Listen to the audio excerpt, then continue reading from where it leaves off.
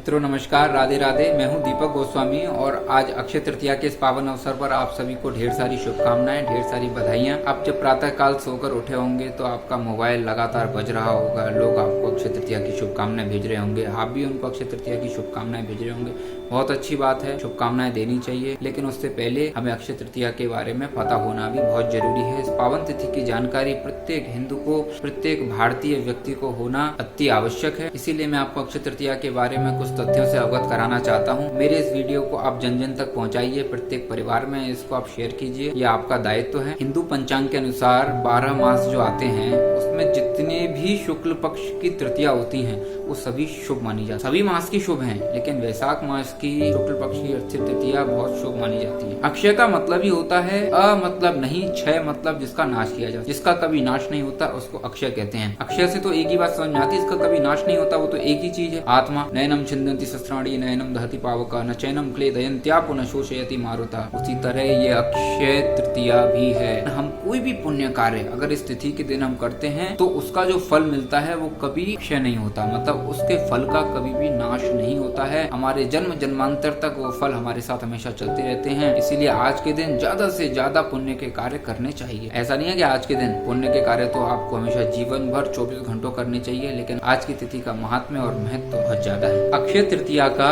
सर्व सिद्धि मुहूर्त के रूप में भी बहुत ज्यादा महत्व है। अब आपने देखा होगा कभी किसी का विवाह नहीं हो रहा है, कोई शुभ मुहूर्त नहीं मिल रहा है, मंगली दोष से लेके बहुत सारे ऐसे दोष होते हैं जिसका हमें मुहूर्त नहीं मिलता है, कभी मुहूर्त मिलता है तो आप उस समय तैयार नहीं होते हैं। अगर आप अक्षय तृतीया के दिन बिना पंचांग को देखे कोई भी शुभ कार्य करते हैं तो वह कार्य श्रेष्ठ माना जाता है और उस कार्य में किसी भी प्रकार का विघ्न नहीं आता। एक बात का बहुत ध्यान रखिएगा, अगर ये तिथि सोमवार के दिन आए या रोहिणी नक्षत्र के दिन आए तो इस दिन किए जाने वाले पुण्य कर्मों का, शुभ कर्मों का, शुभ कार्यों का फल कई गुना बढ़ जाता है। यदि यह तिथि मध्याह्न काल से पहले से शुरू होती है और प्रदोष काल तक रहती है तो यह बहुत ही श्रेष्ठ मानी जाती है। मध्याह्न काल मतलब दोपहरी से थोड़ा पहले और प्रदोष काल मतलब सायंकाल। अक्षय तृतीया के दिन आपके द्वारा किए गए पापों, आपके द्वारा किए गए अपराधों, आपके स्वजनों के द्वारा किए गए अपराधों के लिए अगर आप शुद्ध सच्चे हृदय से, शुद्ध भाव से भगवान से प्रार्थना करते हैं तो आपके सभी अपराध भगवान माफ कर देते हैं और आपके अंदर सद्गुणों का संचार होता है। यह अक्षय तृतीया की एक बहुत बड़ी खूबी है, लेकिन इसका मतलब ये नहीं कि आप बाकी टाइम पाप करते रहिए और अक्षय तृतीया के दिन आके माफी मांग लीजिए। ऐसा होगा भी नहीं, क्योंकि उसके लिए शुद्ध और सच्चे हृदय की आवश्यकता है और आपको पता है सच्चा हृदय किसके पास होता है। अक्षय तृतीया का जो दिन है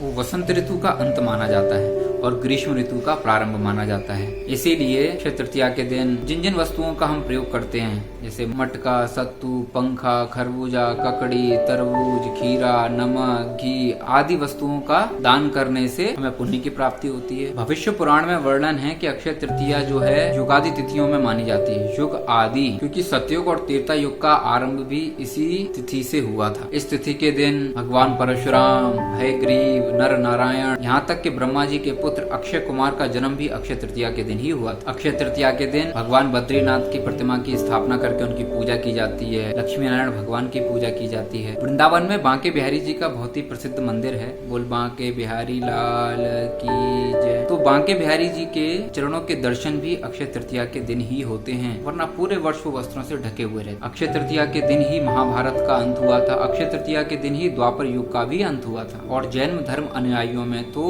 अक्षय तृतीया बहुत ही महान पर्व है, क्योंकि आज के दिन जैन धर्म के प्रथम तीर्थंकर भगवान ऋषभ देव 1 वर्ष की तपस्या पूर्ण करने के पश्चात इक्षुरस मतलब गन्ने के रस से उन्होंने उसका पारायण किया था। अक्षय तृतीया के दिन से शादी ब्याह करने की शुरुआत हो जाती है। अनेक स्थानों पर छोटे छोटे बच्चे पूरे रीति रिवाज के साथ अपने छोटे छोटे गुड्डा और गुड़िया का ब्याह करते हैं, उनकी शादी करते हैं। इस तरीके से उनका मनोरंजन भी होता है। छोटे बच्चे बालक अपने ढंग से अक्षय तृतीया के पर्व को मनाते हैं। कितना धार्मिक पर्व है ये। तो मित्रों, अंत में मैं यही कहना चाहूंगा कि अक्षय तृतीया बहुत ही पावन तिथि है। इस दिन कोई भी शुभ कार्य अगर आप अपने शुद्ध मन से करते हैं तो उसका फल कई गुना मिलता है और जो भी उसका फल आपको मिलता है वह अक्षय होता है। उस फल का कभी भी नाश नहीं होता और वह फल कई जन्मों तक आपके पुण्य प्रताप को बढ़ाता रहता है। तो मित्रों, अगर मेरा ये वीडियो आपको पसंद आया हो तो इसे आप शेयर कीजिए, लाइक कीजिए, कमेंट कीजिए और प्रत्येक परिवार तक पहुँचाइए। मेरे चैनल को सब्सक्राइब कर लीजिएगा, बेल आइकन का बटन दबाइएगा ताकि लगातार नोटिफिकेशन आपके पास आते रहें। मैं फिर मिलूंगा एक नई वीडियो के साथ। तब तक के लिए राधे राधे, बाय।